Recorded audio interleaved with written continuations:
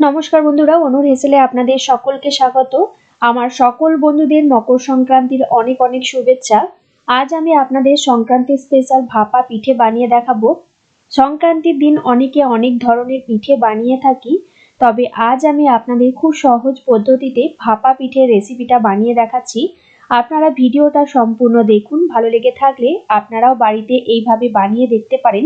পিঠে হবে একদম নরম তুলতুলে, আর ঠান্ডা হবার পরও কোনো রকম শক্ত হবে না। আজকের রেসিপি ভালো লেগে থাকলে একটা লাইক আর নতুন বন্ধু হওয়ার জন্য সাবস্ক্রাইব করে পাশে থাকবেন। তাহলে আসুন শুরু করি আমার আজকের রেসিপিটি। ভাপা পিঠে বানানোর জন্য আমি প্রথমে পিঠের পুরটা বানাবো, তাই আমি এখানে মিডিয়াম সাইজের দুটো নারকেল নিয়ে নিয়েছি। নারকেলগুলো ভেঙে নিয়েছি। এখন নারকেলগুলো ভালো করে কুড়িয়ে নেব। আপনারা বাড়িতে কে কি পিঠে বানাচ্ছেন বা বানিয়েছেন সবাই একটু কমেন্ট করুন তো।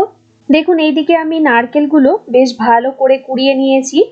নারকেলগুলো খুব সুন্দরভাবে কুড়িয়ে নেওয়া হয়ে গেছে। এবার পুরটা তৈরি করার জন্য যেভাবে আমরা নারকেল নাড়ু বানাই সেইভাবে নারকেল গুড়ের সাথে ভালো করে পাক দিয়ে নেব। কুড়িয়ে নেওয়া নারকেলটা আমি নিয়ে নিয়েছি একটা কড়াইয়ের মধ্যে, আর দুটো নারকেলের জন্য 500 গ্রাম গুড় নিয়েছি। গুড়টা নারকেলের সাথে ভালো করে মেখে নেব। গুড় নারকেলের সাথে খুব ভালো করে মেখে নেওয়া হয়ে গেছে। এবার এই কড়াইটা নিয়ে গিয়ে আমি গ্যাসের মধ্যে বসিয়ে দেব। গ্যাসের ফ্লেমটাকে লো টু মিডিয়ামে রেখে নারকেলটা গুড়ের সাথে খুব ভালো করে পাক দিয়ে নেব। এর মধ্যে কিন্তু আমি কোনো রকম জল দিইনি। গ্যাসের ফ্লেমটাকে লো টু মিডিয়ামে রেখে ধীরে ধীরে নারকেলের সাথে গুড়টাকে খুব ভালো করে মেশাবো। আর গুড়টা দেখবেন ধীরে ধীরে গলতে শুরু করবে।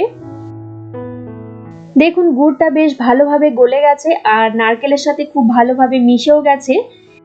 এখন কন্টিনিউ নাড়াচাড়া করতে হবে, তা না হলে কড়াইয়ের নিচের দিকটা পুড়ে যেতে পারে।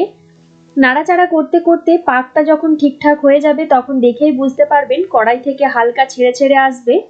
গুড়টা সম্পূর্ণ গলে গিয়ে যে নরম একটা পাক তৈরি হয়েছিল সেটা কিন্তু অনেকটাই শুকিয়ে গেছে। দেখুন, কড়াই থেকে এখন ধীরে ধীরে ছেড়ে ছেড়ে আসছে। এখন আমি গ্যাসের ফ্লেমটাকে বন্ধ করে দেব। তারপর পুরটা ঠান্ডা হলে আমি পিঠেটা তৈরি করব। পুরটা ঠান্ডা হতে হতে আমি এখন বানিয়ে নেব পিঠের যে ডোটা হয় সেই ডোটা বানিয়ে নেব। কড়াইয়ের মধ্যে দিয়ে দিলাম 1 কাপ জল। জলের মধ্যে দিয়ে দিচ্ছি 1 চামচ নুন। এবার জলটাকে ভালোভাবে ফুটতে দেব। জল হালকা ফুটে আসলে গ্যাসের ফ্লেমটাকে বন্ধ করে দিয়ে এর মধ্যে দিয়ে দেব মেজারমেন্ট কাপের 1 কাপ চালের গুঁড়ো। জলের সাথে চাল গুঁড়োটা ভালো করে মিশিয়ে নেব। দেখুন, চাল গুঁড়োটা ভালো করে মিশিয়ে নিয়েছি।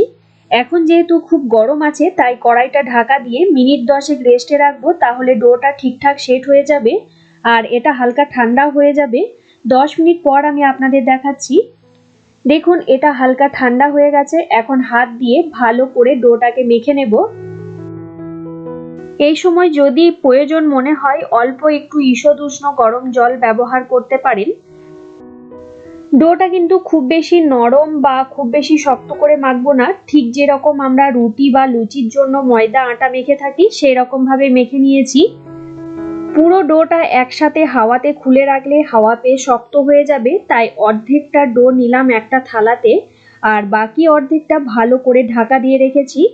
এখন এই ডোটা থেকে ছোট ছোট লুচির মতো লেচি হাতের সাহায্যে একটু গোল করে ঘুরিয়ে নিয়ে আঙুলের কায়দায় এইভাবে আঙুল দিয়ে চেপে চেপে একটা বাটির মতো শেপ দিয়ে নিতে হবে। তারপর এই বাটির মাঝখানে অল্প একটু নারকেলের পুরটা দেব। তারপর আমি যে শেপটা দিচ্ছি আপনারা এই রকম শেপে খুব সহজভাবে বানিয়ে নিতে পারবেন পিঠেগুলো। দেখুন, একটা সাইড এইভাবে একটু আঙুল দিয়ে চেপে জয়েন করে দিতে হবে। তারপর নিচের দিকটা ঠিক এইভাবে জয়েন করে সুন্দর করে মুড়িয়ে নিতে হবে। দেখতে ঠিক সিঙ্গারার মতো হবে।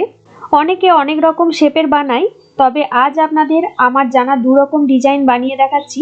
এটা একটা সিঙ্গারার মতো শেপ, আর একটা সিঙ্গারা বানিয়ে দেখাচ্ছি, তারপর সেকেন্ড ডিজাইনটা দেখাবো। দেখুন, আমি ছোট্ট একটা লেচি নিয়ে নিলাম হাতের সাহায্যে গোল করে, তারপর আঙুলে করে চেপে চেপে একটা বাটির মতো শেপ দিয়ে নিচ্ছি। এই বাটির মাঝখানে দেব নারকেলের পুরটা। তারপর মাথার দিকটা অল্প একটু মুড়িয়ে নিয়ে নিচের থেকে একটু ভাঁজ দিয়ে ঠিক সিঙ্গারার মতো শেপ দিয়ে নেব। আমি এখানে নারকেলের পুর দিয়েছি, অনেকে আবার এর মধ্যে ক্ষীরের পুর দেয়, তারপর তিলের পুর, সন্দেশের পুর, অনেকে অনেক রকম পুর দিয়ে থাকে। আর একটা ডিজাইন, এটা তো আরো সহজ।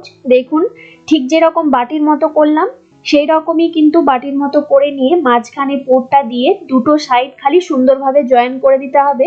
ব্যাস, এটাও একটা ডিজাইন হয়ে গেল। তাহলে পিঠে দুটো ডিজাইন আপনারা শিখে ফেললেন। এবার ঠিক একইভাবে আমি সব পিঠেগুলো সুন্দরভাবে গড়ে নেব, তারপর আপনাদের দেখাচ্ছি। দেখুন, আমার সব পিঠেগুলো গড়ে নেওয়া হয়ে গেছে। এবার পিঠেগুলো ভাপিয়ে নেওয়ার পালা। যেহেতু ভাপা পিঠে তাই ভাপাতে হবে। আমি একটা হাঁড়ির মধ্যে নিয়ে নিয়েছি অর্ধেক হাঁড়ি জল। গ্যাসের ফ্লেম কিন্তু এখনো অন করিনি। হাঁড়ির মুখটাতে একটা পাতলা সুতির কাপড় খুব ভালো করে বেঁধে দেব। আপনাদের কাছে যদি হাঁড়ির মুখের সাইজে ছিদ্রযুক্ত থালা বা বাটি থাকে সেটা রেখেও পিঠে ভাপাতে পারবেন। আমি ছোটবেলা থেকে ঠাকুমা বা মায়ের কাছে এইভাবে পিঠে ভাপানো দেখে এসেছি, তাই আপনাদের সাথেও এই পদ্ধতিটা শেয়ার করলাম। এই কাপড়ের ওপরে আমি রেখে দিচ্ছি আগে থেকে বানিয়ে রাখা পিঠেগুলো। সব পিঠেগুলো একসাথে দিচ্ছি না, 2 থেকে 3 বারে আমি ভাপিয়ে নেব পিঠেগুলো। হাঁড়ির মুখের ঢাকা বন্ধ করে মিনিট 10-15 ভালো করে পিঠেগুলো ভাপিয়ে নিয়েছি। দেখুন, ঢাকা খুলে একবার চেক করে নেব। পিঠের গাটা যদি একটু চ্যাটচেটে থাকে তাহলে বুঝবেন পিঠে ভালো করে সেদ্ধ হয়নি।